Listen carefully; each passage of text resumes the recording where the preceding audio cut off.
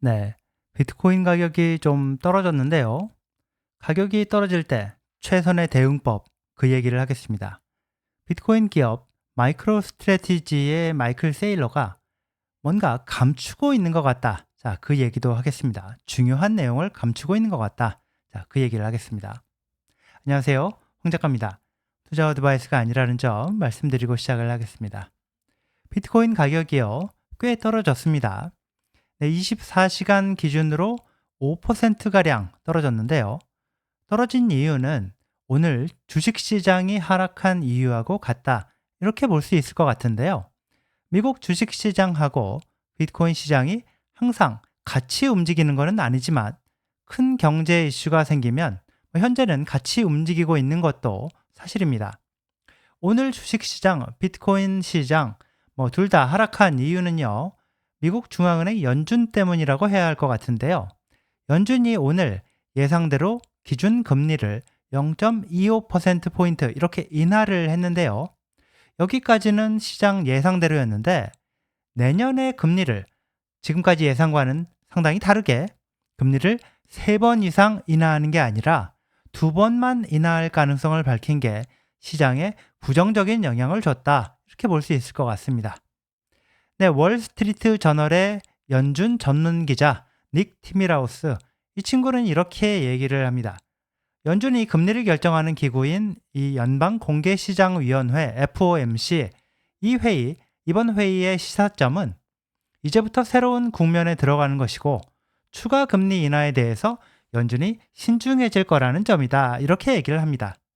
연준이요, 내년 트럼프 정부가 시작된 다음에 물가 인플레이션이 오를 가능성을 높게 보고 내년에 금리를 인하하는데 신중하게 접근하겠다. 쉽게 말해서 금리를 팍팍 내리지 않겠다. 이렇게 밝혔다는 겁니다. 이러다 보니까 주식시장이 크게 다운이 되고 동시에 비트코인 가격도 이렇게 떨어졌다. 이렇게 해석이 되는데요. 그럼 이렇게 비트코인 가격이 훅 떨어질 때 사실 5% 이런 수준이면은 엄청나게 떨어진 건 아니긴 한데요. 하여튼 이렇게 비트코인 가격이 떨어질 때의 대처법, 그 얘기를 잠깐 하겠습니다. 어디까지나 이거는 제가 생각하는 최선의 대처법이다. 이렇게 봐주시길 부탁드리면서 얘기를 하겠습니다. 저한테 비트코인 가격이 훅 떨어질 때의 대처법은 여윳돈이 있으면 좀 더 사는 겁니다. 가격이 떨어지면 이럴 때 떨어질 때면 이렇게 떨어질 때면 좀 더 모으고 싶은 욕심이 생기는데요. 여윳돈이 있으면 이럴 때 더 삽니다. 몇백 불 이렇게라도 삽니다. 비트코인 가격이 어떻게 변해왔는지 잠깐 한 발 떨어져서 당장의 이 가격과 좀 더 한 발 떨어져서 이렇게 쳐다보면요. 큰 그림을 보면 이렇습니다. 지금 이게 2017년부터 현재까지의 가격 변동을 나타내는 건데요. 지금은 바로 우리가 이 지점에 있는 거죠. 바로 여기에 있습니다. 네, 큰 흐름으로 볼 때 디지털 금, 비트코인의 가치는 올라갈 수밖에 없고 순간순간 가격 변동을 보면서 샀다 팔았다 하는 게 아니라 가치가 떨어지는 돈, 달러, 원화, 이런 통화를 팔아서 단단한 돈, 가치가 오르는 돈, 비트코인을 사서 모으는 게 최선이라고 생각을 합니다. 환율, 그리고 경제 전망, 이런 걸로 볼 때요. 네, 한국 원화의 가치는 미국 달러보다 훨씬 더 빠르게 떨어지고 있다고 보는데요. 한국에서 비트코인 가격은 더욱 빠르게 오를 걸로 그렇게 봅니다. 지금 가격을 보면요. 네, 이렇게 한번 볼까요? 네, 지금 가격을 보면요. 이전까지 거의 계속해서 이 프리미엄, 이게 마이너스였었는데요. 이게 플러스, 그러니까 프리미엄 플러스 프리미엄이 붙었습니다. 비트코인 가격을 환율을 적용해서 환산을 했을 때 그 적용해서 환산한 금액보다 실제 거래되는 금액이 더 비싸졌다는 얘기죠. 예컨대 10만 불이다 그러면 환율을 적용하면 대략 1억 4,500만 원 이렇게 나와야 되는 건데 지금 그보다 훨씬 더 비싸게 거래가 되고 있는 걸로 나옵니다. 여기 프리미엄은 지금 플러스 2.4% 이렇게 나왔죠. 프리미엄이 붙는 이유에 여러 가지가 있겠지만요. 원화 가치가 빠르게 떨어질 거라고 보고 비트코인을 사려는 수요가 조금이나마 늘고 있는 것도 하나의 이유가 아닐까 이렇게 생각을 합니다. 하여튼 제 생각은 이렇습니다. 비트코인 가격이 떨어질 때 최선의 대응책은 여윳돈이 있으면 더 사는 거다. 그리고 꾸준히 장기적으로 사서 모아가는 거다. 뭐 이런 겁니다. 네, 비트코인 기업 마이크로 스트래티지의 마이클 세일러가 아주 중요한 정보를 감추고 있는 게 아닌가 이런 얘기를 하겠습니다. 마이클 세일러가 오늘 블룸버그 인터뷰를 했는데요. 앵커가 이렇게 질문을 합니다.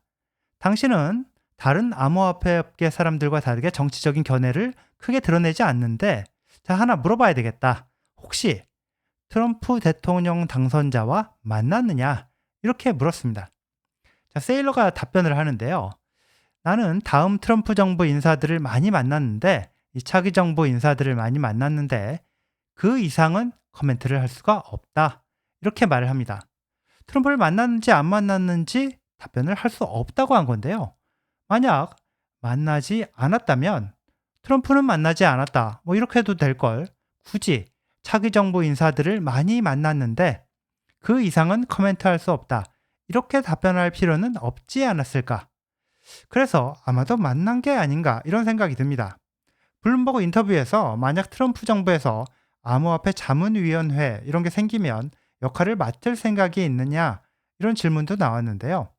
만약 그런 요청이 온다면 아마도 할 것 같다 이렇게 답변을 했습니다. 세일러는요. 엊그제 CNBC 인터뷰 이 CNBC 인터뷰에서는 트럼프가 미국이 국가 차원에서 비트코인을 사서 보유하는 전략적 비트코인 준비금 이거에 대해서 트럼프가 진심이라고 보느냐 이런 질문을 받았는데요. 트럼프가 진심이라고 생각한다. 바로 답변을 합니다. 네, 트럼프 아들 에릭 트럼프가요. 최근에 자기가 마이클 세일러를 20년 동안 알고 지냈다. 뭐 이렇게 얘기를 했는데요. 트럼프 아들과 가깝게 지내온 세일러가 트럼프를 만났느냐는 질문에 대해서 답변을 회피한 점. 그리고 트럼프 정부에서 요청하면 자문 역할을 하겠다고 한 점. 트럼프가 전략적 비트코인 준비금의 진심이라고 그렇게 바로 답변을 한 점. 자, 이런 걸로 볼 때요. 마이클 세일러가 트럼프와 어떤 방식으로든 비트코인 암호화폐 정책과 관련한 커뮤니케이션을 긴밀하게 해오고 있는 거 아닌가? 자, 이렇게 추정을 해봅니다. 네, 여기까지입니다. 시청해주셔서 감사합니다.